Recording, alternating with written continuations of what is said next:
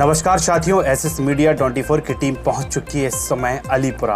आपको बता दें कि आज नवरात्रि का प्रथम दिन है और भारतीय जनता पार्टी के प्रत्याशी हैं कामाख्या प्रताप सिंह। इनका 17 अगस्त को इनका नाम सूची में आ गया था, तभी से लगातार इस क्षेत्र में ज़मीनी तौर पे लगे हुए हैं, क्योंकि पहले भी इनका ज़मीन से जुड़ा होना, लोगों से जुड़ा होने का पुराना ही इनका तरीका है। उसके बाद आज परमा के दिन कांग्रेस पार्टी ने भी बड़े लंबे इंतज़ार के बाद अपनी सूची जारी कर दी है, जिसमें मध्य प्रदेश के 144 विधानसभा के प्रत्याशियों को उतारा गया, जिसमें बुंदेलखंड क्षेत्र के टीकमगढ़ और छतरपुर जिले की समस्त विधानसभा सीट से प्रत्याशी घोषित हो गए। तो वही महाराजपुर विधानसभा में वर्तमान विधायक नीरज दीक्षित को ही कांग्रेस पार्टी ने अपना उम्मीदवार बनाया है। हमारे बीच में बैठे हैं भारतीय जनता पार्टी के प्रत्याशी कामाख्या प्रताप सिंह। हम उनसे आज बातचीत करेंगे क्या चुनाव का क्या माहौल अब चल रहा है, क्या स्वास्थ्य समीकरण बनेंगे। तो पहले तो आपका एसएस मीडिया 24 पर बहुत बहुत स्वागत है। सबसे पहला सवाल आज की नवरात्रि से ही प्रारंभ करते हैं। नवरात्रि है, सुना है कि आप व्रत भी रहते हैं, तो कैसे इन 9 दिनों में अब तो संघर्ष भी है, समय भी कम है आपके पास, आज 34 दिन बचे हैं, फिर 9 दिन जी आप कैसे उपासना भरे 9 दिन हैं, फरार वगैरह रहेगा, कैसे आप फील्ड पे संघर्ष कर पाएंगे? उपास एक अच्छी चीज़ है सब, उससे दिमाग को कंट्रोल भी मिलेगा और साथ ही साथ देवी जी की कृपा से मेहनत करने का एक अवसर मिला है, तो मेहनत भी रंग लाएगी। नहीं तो एक बड़ी आपके पास आज से चैलेंज आ गया ना सामने। अब इसके पहले तो कांग्रेस से कोई कैंडिडेट नहीं था, आज कैंडिडेट घोषित हो गया है और फिर उसी में आपका व्रत का 9 दिन व्रत रहेंगे, तो ऐसे में आपका जो घंटों फील्ड पे रहना था, घंटों जनसंपर्क करना था, तो उसमें क्या कहीं गिरावट आएगी कि और एनर्जी के साथ आज से जनसंपर्क में जुटेंगे? और एनर्जी के संग ही जनसंपर्क में जुड़ेंगे आज से। अच्छा, तो अब जैसे कि आज कांग्रेस ने सूची घोषित कर दी है, तो अब विधायक जो नीरज दीक्षित थे इसके पहले उनको ही प्रत्याशी बना दिया, तो क्या कैसा मुकाबला आप समझते हैं अपना आवाज़? सबसे पहले तो मैं उनको बहुत बहुत बधाई देना चाहूँगा कि उनको कांग्रेस से टिकट मिला और यही उम्मीद है कि एक अच्छी लड़ाई होगी मैदान में, एक अच्छा चुनाव होगा जिसमें हम लोग को सबको मज़ा आएगा और कोशिश यही रहेगी कि हम लोग जीतें। क्या मतलब आपका कहना है युवाओं का मैच होगा अब तो सीधा सीधा? वैसे भी आप क्रिकेट के बहुत शौकीन हैं। युवाओं का मैच का नहीं है, देख जैसे क्षेत्र की जनता के लिए जो कार्य करने हैं उसके लिए जो जनता को सही लगेगा उसको चुनेंगे, उसको बिठाएंगे। उनको एक मौका मिला था और उन्होंने क्या किया है वो सबके सामने है और हम लोग के परिवार के रूप में, परिवार की तरफ से जब मौका मिला उसका भी रिजल्ट जनता के सामने है। उस वजह से ही जनता ने बार बार हम लोगों को मौका दिया है और यही उम्मीद है कि फिर से बदलाव होगा महाराजपुर में और भाजपा यहाँ से परचम अपना लहराएगी। तो फिर ऐसी क्या कमी हो गई जिसकी पूर्व में आपके पिताश्री भंवरराजा साहब चुनाव हार गए थे लगभग 8-9 हज़ार वोट से, थी क्या फिर चूक कर गए थे आप लोग? चुनाव की कई परिस्थिति होती हैं, जैसे 2003 में भी हारे, लेकिन 2008 में निर्दलीय भी जीते, 2013 में फिर बीजेपी से जीते, उसके पहले कई बार कांग्रेस से जीते। सो ऐसे देखते देखते 4 बार मेरे पिताश्री रहे हैं, 2 बार मेरे ग्रैंडफादर रहे हैं, 6 बार जनता ने चुना है, तो शायद उनका प्यार ही है और वो प्यार मुझे भी मिलेगा। तो आप जैसे जनसंपर्क कर रहे हैं, आपने लगभग अभी तक 59 दिन जनसंपर्क टिकट से किया है। उसके पहले भी आप जनता से जुड़े रहते थे, लेकिन टिकट मिलने के बाद अलग एनर्जी ऊर्जा आ जाती है, तो क्या समर्थन मिल रहा है जनता जनार्दन का? टिकट मिलने के बाद एक ऊर्जा तो अलग चीज़ है, ऐसा एक दिशा मिल जाती है किस चीज़ के लिए आप बात कर रहे हैं, कैसी बात रख रहे हैं और लोगों को आपसे क्या उम्मीदें होती हैं, वो भी उन लोगों को एक क्लियर रूप से समझ में आने लगता है। अब हम लोग जब क्षेत्र में जा रहे हैं तो जनता का रुझान हम लोग की तरफ बहुत अच्छा मिल रहा है, खूब प्यार और खूब समर्थन मिल रहा है, जिसका मैं बहुत बहुत आभारी हूँ सब लोगों को। और यही उम्मीद है कि अब बचे कुछ 35 दिनों में सब लोग इतनी मेहनत करेंगे कि ये मेहनत हम लोग की बहुत बढ़ चढ़ के रंग लाएगी। जहाँ एक और भाजपा का एक गुट आपसे नाराज़ चल रहा है, कहीं भोपाल, कहीं दिल्ली, तो कहीं नौगांव के निजी होटलों में बैठकों का दौर चल रहा है, अब तो खुल के भी आपके विरोध में आने लगे हैं, इसको कहाँ फिर आपके उस पर फ़र्क पड़ेगा?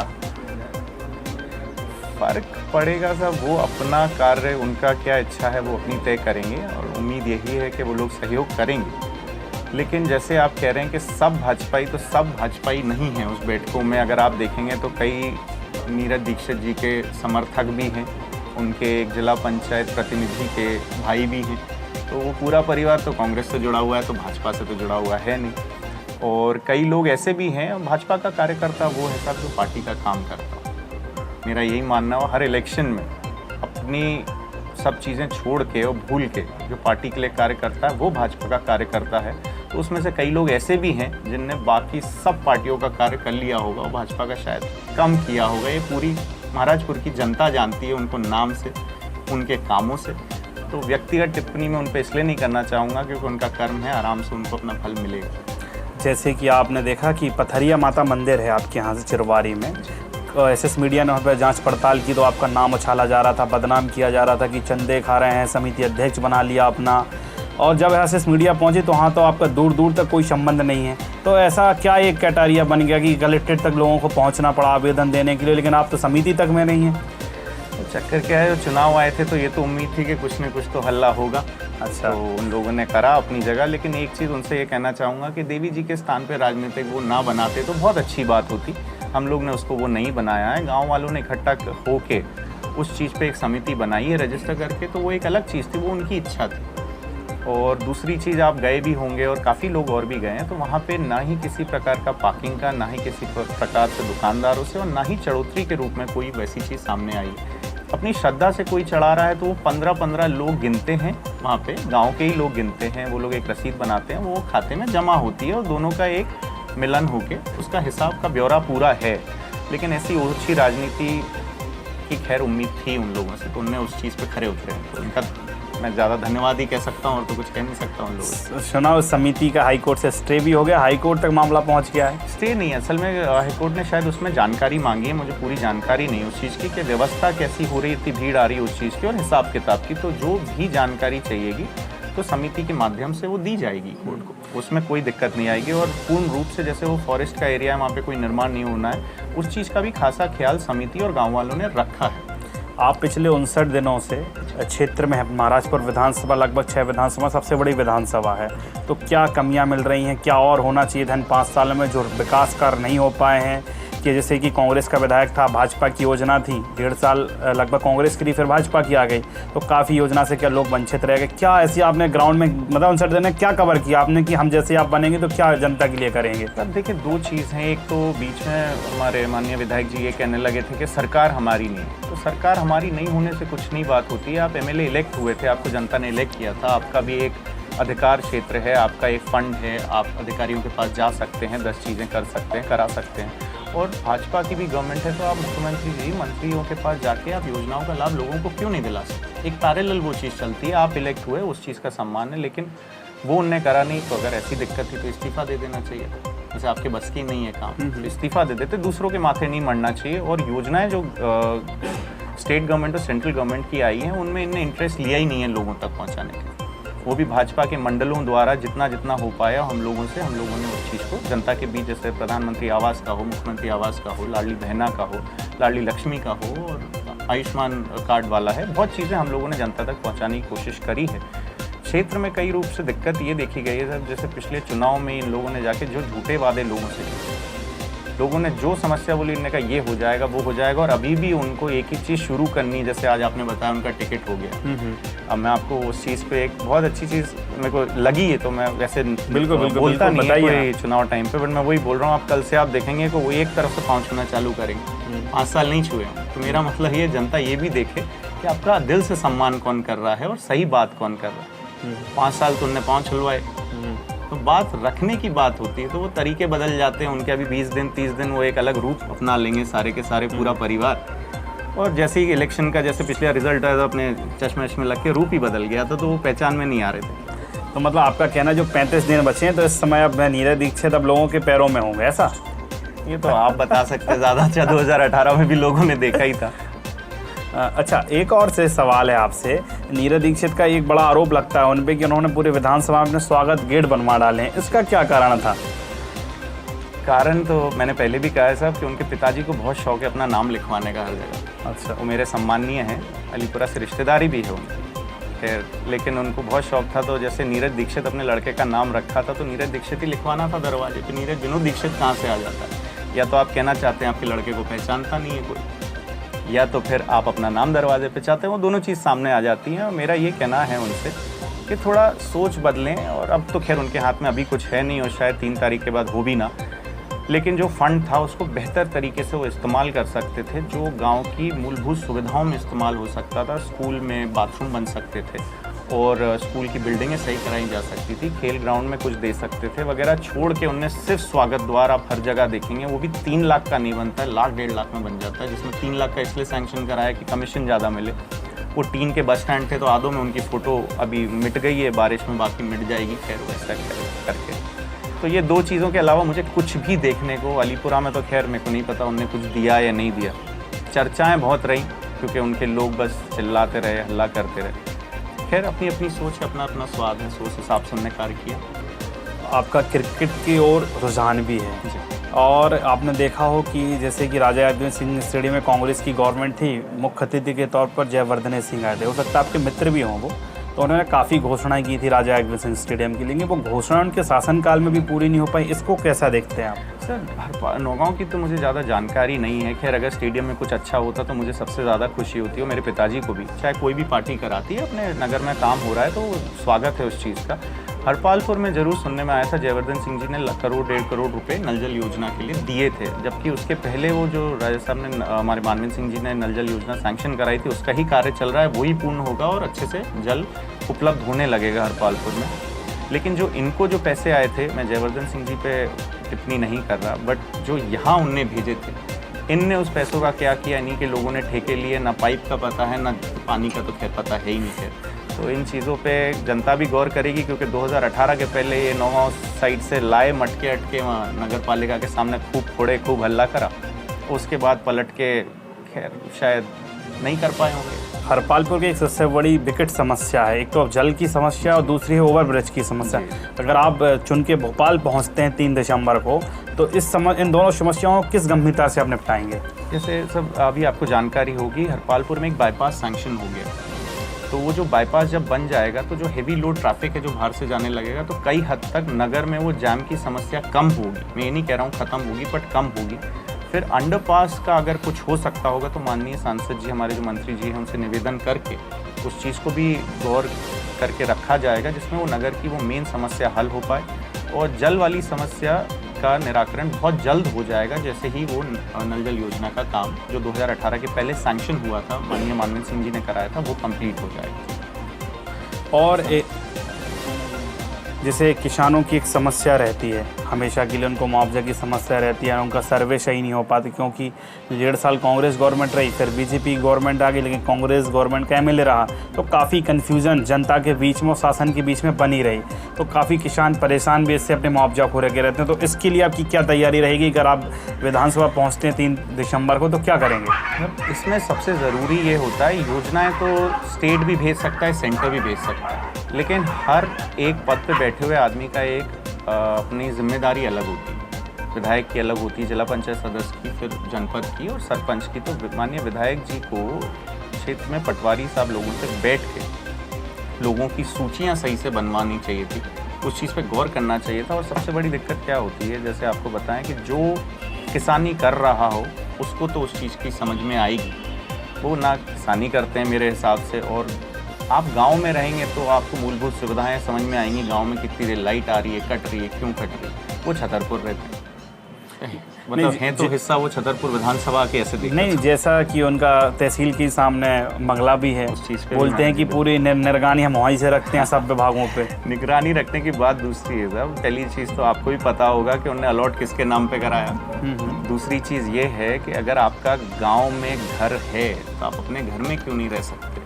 तो ये तो वही चीज़ हो गई ना, सरकारी बंगला किसी और चीज़ के भी काम आ सकता था। नौगांव में कई ऑर्गेनाइजेशंस हैं जो मतलब बच्चों से लेके बूढ़ों से लेके और कई चीज़ों पे काम करना चाहती हैं, उनके भी काम आ सकता था। आपको ऐसी क्या ज़रूरत है? 20 किलोमीटर की तो रास्ता है आपके घर से, आप आके जा भी सकते हैं, वहाँ से आपका क्षेत्र भी पास पड़ेगा। लेकिन आपको बैठना सिर्फ नौगांव में वहाँ पे पोस्टर लगा के वहाँ पे थोड़ी सी 4 गाड़ी खड़ी करके थोड़ा सा वैसा एक माहौल बनाने की कोशिश है।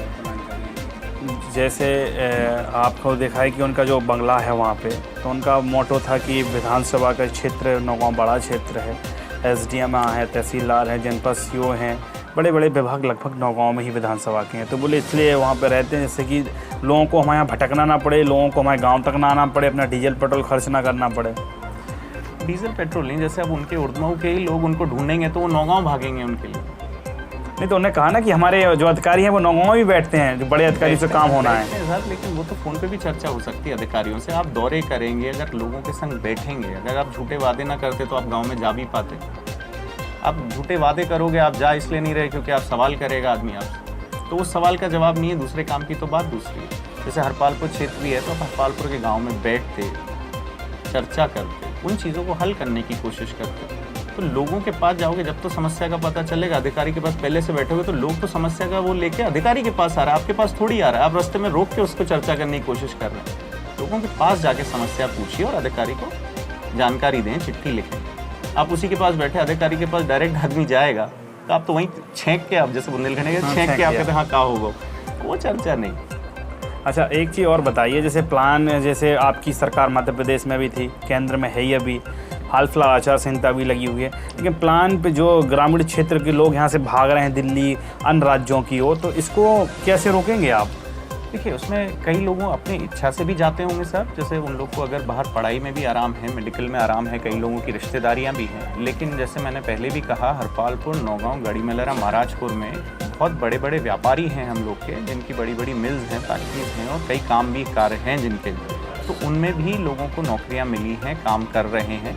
और इसको हम उनसे बैठ के, व्यापारी लोगों से, बड़ों से समझेंगे कि अगर उनका भी काम कैसे बढ़ सके, क्योंकि उनका जब काम बढ़ेगा तो लोगों को और काम मिलेगा।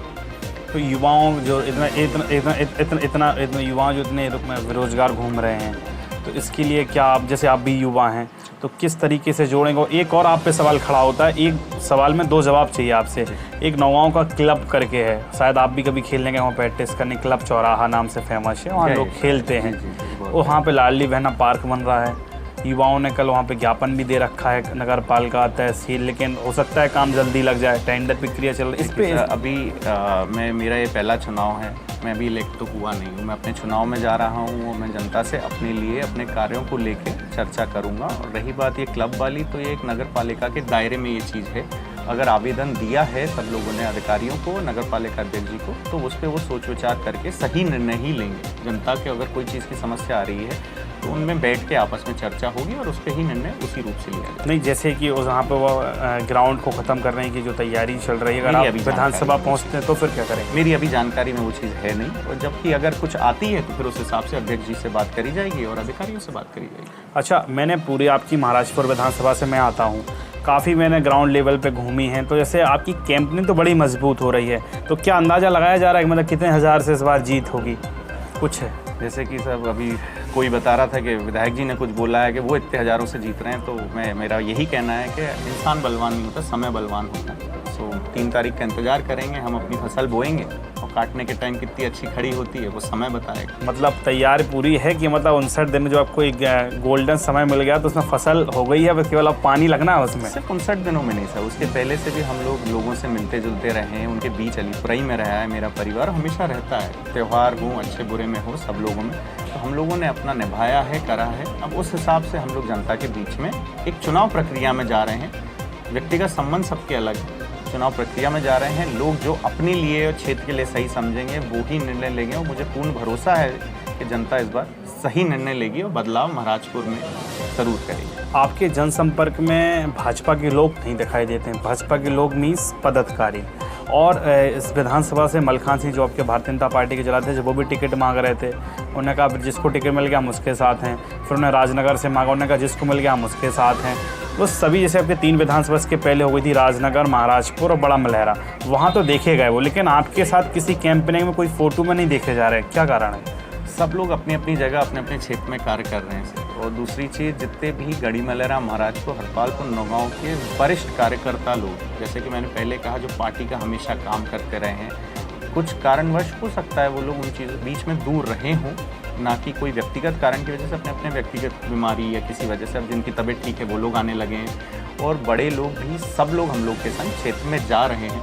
बट मेरा कई बार बड़ों से ये निवेदन हो जाता है कि हम लोग डोर टू डोर भी कर रहे हैं ज़्यादातर, तो वो लोग कई जगह विराजमान हो जाते हैं, बैठ जाते हैं, तो कई बार पिक्चर में आपको शायद ना दिखे। अच्छा, एक अंतिम सवाल, जैसे भाजपा के कुछ नेता जो नाराज़ चल रहे हैं, तो इनको मनाने का काम चलेगा कि आप इनको छोड़ देंगे, ठीक है आप लोग अपना विरोध करिए, हम अपना काम करेंगे? मैं ना किसी चीज़ पे, ना किसी व्यक्ति के लिए विशेष टिप्पणी करूंगा। हम लोग अपने कार्य पे ध्यान दे रहे हैं, जो कि हम लोगों ने हमेशा किया। जिला पंचायत चुनाव में भी आपने देखा होगा आपको जानकारी बिल्कुल। है, आप यहीं से हैं। तो जो हुआ था, और फिर से अच्छा चुनाव लड़ेंगे और भगवान की दया से सब अच्छा ही होगा। चलिए, ये तो हमारे बीच में थे भारतीय जनता पार्टी के महाराजपुर विधानसभा से प्रत्याशी कामाख्या प्रताप सिंह। आपको बता दें कि इनकी लोकप्रियता एक अलग ही अंदाज की है, क्योंकि बाहर से पढ़े हैं, इनकी सरल और सहज जो शब्द है वो उन पर सटीक तरीके से सेट होता है। क्योंकि जब जो लोगों से मिलते हैं तो ऐसा लगता है कि यार आ कौन गया, मतलब इतनी पोलाइटी तरीके इतने अच्छे से बात करते हैं कि लोग उनको बैठाने के लिए मजबूर हो जाते हैं। नहीं आप तो बैठ के जाइए, बोले नहीं जनसंपर्क चला है। फिर भी कामाख्या प्रताप सिंह को लोग बैठाना चाहते हैं, क्योंकि जो उनकी भाषा शैली है उससे लोग कहीं ना कहीं बहुत ज़्यादा प्रभावित होते हैं।